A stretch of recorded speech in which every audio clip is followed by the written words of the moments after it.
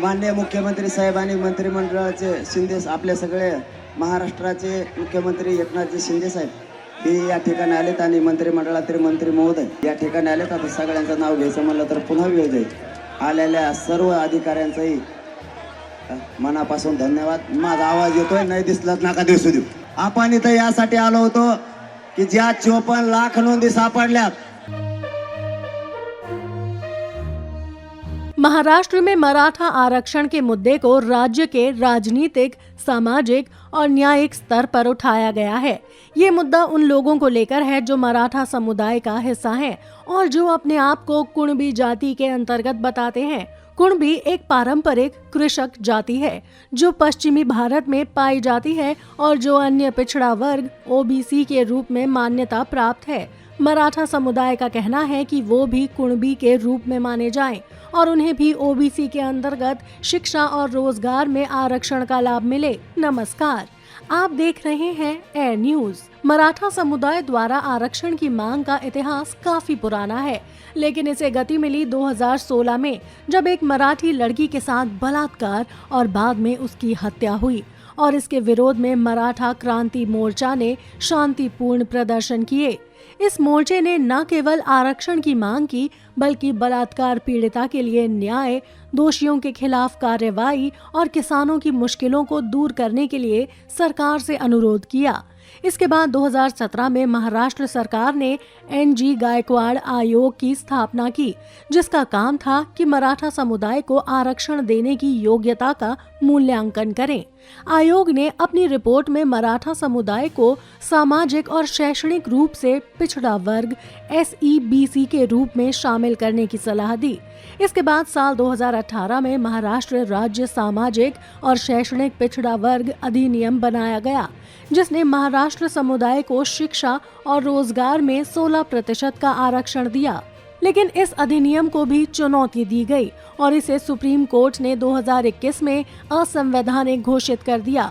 Supreme court ने कहा कि मराठा समुदाय को SEBC के रूप में मानना गलत है, क्योंकि वो न तो सामाजिक रूप से पिछड़े हैं और न ही शैक्षणिक रूप से। सुप्रीम कोर्ट ने ये भी कहा कि मराठा आरक्षण से राज्य में कुल आरक्षण का प्रतिशत 50% से अधिक हो जाता है, जो कि 1992 के इंदिरा साहनी मामले में निर्धारित सीमा का उल्लंघन है। सुप्रीम कोर्ट के फैसले के बाद मराठा समुदाय के कई नेता और कार्यकर्ताओं ने अपनी मांग को दोहराया और कहा कि वो कुणबी जाति के रूप में माने जाएं और उन्हें ओबीसी के अंतर्गत आरक्षण मिले।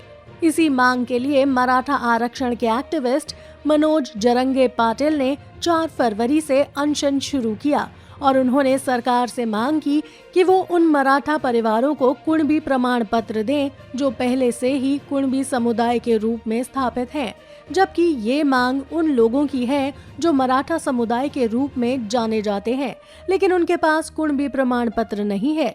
उनका कहना है कि वो अपने रक्त संबंधियों या सगे सोयरे के आधार पर कुणबी प्रमाण पत्र प्राप्त कर सकते हैं, जो कि 2004 में महाराष्ट्र सरकार द्वारा जारी एक आदेश के अनुसार है, लेकिन इस आदेश को लागू नहीं किया गया है और इसके कारण उन्हें ओबीसी के अंतर्गत आरक्षण का लाभ नहीं मिल पा रहा है।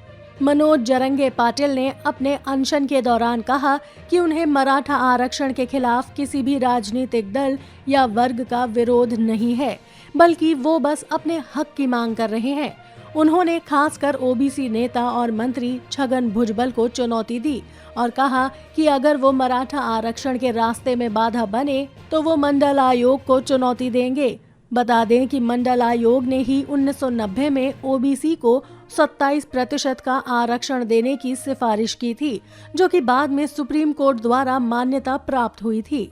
मनोज जरंगे पाटिल का कहना है कि वो मंडल आयोग को चुनौती देने के लिए तैयार हैं, क्योंकि उनका मानना है कि ओबीसी की सूची में कई ऐसी जातियां हैं जो वास्तव में पिछड़ी नहीं है और आरक्षण का गलत फायदा उठा रही हैं।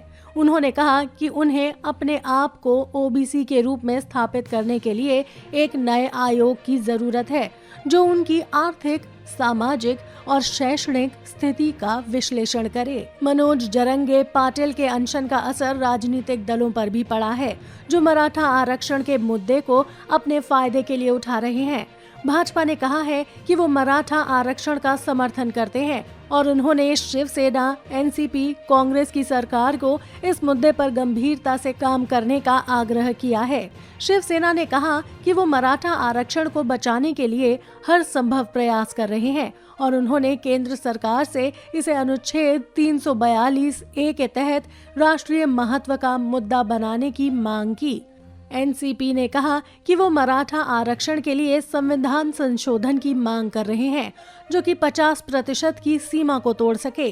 कांग्रेस ने कहा कि वो मराठा आरक्षण को न्यायिक रूप से लड़ने के लिए तैयार हैं और उन्होंने भाजपा को इस मुद्दे पर दोहरी भाषा बोलने का आरोप लगाया। इस प्रकार मराठा आरक्षण का मुद्दा महाराष्ट्र के राजनीतिक, सामाजिक और न्यायिक तनाव को बढ़ा रहा है और इसका निराकरण आसान नहीं है। मराठा समुदाय को आरक्षण का अधिकार मिले या ना मिले, लेकिन इसके पीछे की वास्तविक समस्या ये है कि भारत में शिक्षा और रोजगार के अवसरों के लिए सरकारी योजनाओं और नीतियों का अभाव है जो उन्हें आत्मनिर्भर बनाने में मदद कर सकें। आरक्षण केवल एक आसरा है जो उन्हें बराबरी का अवसर देने का दावा करता है, लेकिन वास्तव में वो अपनी क्षमता और योग्यता के आधार पर आगे बढ़ना चाहते हैं। इसलिए मराठा आरक्षण का मुद्दा एक गहरी सामाजिक और शैक्षणिक समस्या को दर्शाता है, जिसका समाधान केवल आरक्षण से नहीं हो सकता है। इसलिए सरकार को उनकी आवश्यकताओं और अक्षमताओं को समझना होगा और उन्हें उचित शिक्षा, प्रशिक्षण, रोजगार और आर्थिक सहायता प्रदान करनी होगी। इसके साथ ही समाज को भी उनके प्रति सकारात्मक रवैया अपनाना होगा और उन्हें अपना समान अधिकारी मानना होगा। तो दोस्तों, ये थी हमारी आज की खास रिपोर्ट, जिसमें हमने मराठा आरक्षण के मुद्दे को विस्तार से जाना। आशा है कि आपको ये जानकारी पसंद आई होगी और आपको इस मुद्दे के बारे में एक नई दृष्टिकोण से सोचने का मौका मिला होगा। अगर आपके पास इस मुद्दे के बारे में कोई राय या सुझाव है तो आप हमें कमेंट बॉक्स में लिखकर बता सकते हैं। हम आपके विचारों को जानने के लिए उत्सुक हैं। अगले कार्यक्रम में हम आपको बताएंगे कि कैसे भारत ने आरक्षण में एक नया इतिहास रचा और कैसे इससे देश की गरिमा और गौरव बढ़े। तब तक के लिए नमस्कार। आप देख रहे थे एयर न्यूज।